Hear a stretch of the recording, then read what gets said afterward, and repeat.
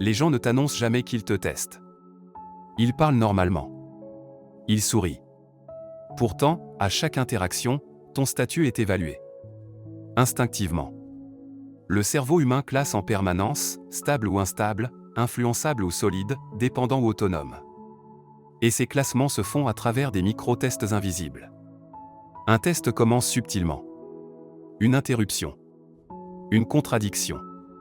Une petite blague dirigée vers toi. Rien d'agressif. Juste assez pour observer ta réaction. Ce n'est pas une attaque. C'est une mesure. Le test le plus courant, c'est l'interruption. Quelqu'un coupe ta phrase. Si tu t'arrêtes immédiatement, tu cèdes le cadre. Si tu accélères pour finir plus vite, tu montres une tension. Si tu continues calmement, sans hausser le ton, tu envoies un message clair, je ne suis pas déstabilisé. Le respect commence là. Deuxième test, la contradiction publique. Je ne suis pas d'accord. Beaucoup se sentent attaqués. Ils défendent leur point avec trop d'énergie ou l'abandonnent pour éviter le conflit. Les deux réactions diminuent le statut. La réponse solide et simple, tu maintiens ton opinion avec calme, sans te justifier excessivement. La stabilité impressionne plus que l'argument. Troisième test, l'humour dirigé.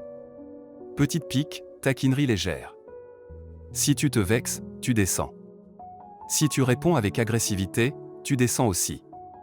Si tu souris légèrement et réponds sans tension, le test s'arrête. Ce n'est pas la réplique parfaite qui compte. C'est le contrôle émotionnel. Quatrième test, le silence. Tu parles. Personne ne réagit immédiatement. Beaucoup remplissent le vide par nervosité. Ils ajoutent des phrases inutiles, cherchent à convaincre. L'homme stable accepte le silence. Il ne s'agite pas. Celui qui supporte le silence contrôle le rythme. Il existe aussi le test du délai. On te demande quelque chose. Si tu réponds immédiatement oui par peur de déplaire, tu envoies un signal de dépendance. Si tu prends une seconde, que tu réfléchis, que tu réponds calmement, tu montres que tu choisis.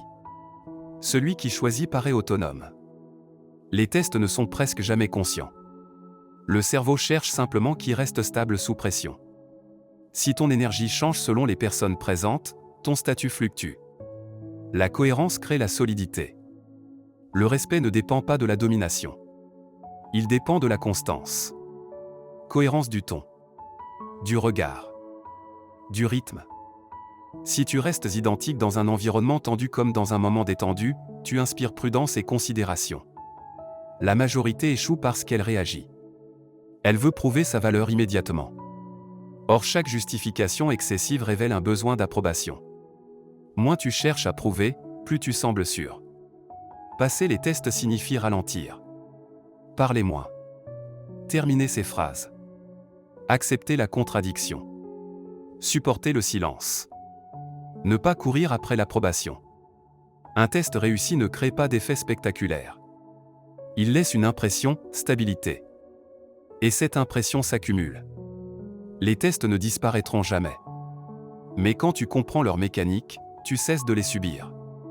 Tu les reconnais. Tu ajustes ton énergie. Tu tiens sous pression. Et c'est là que le respect commence à s'installer.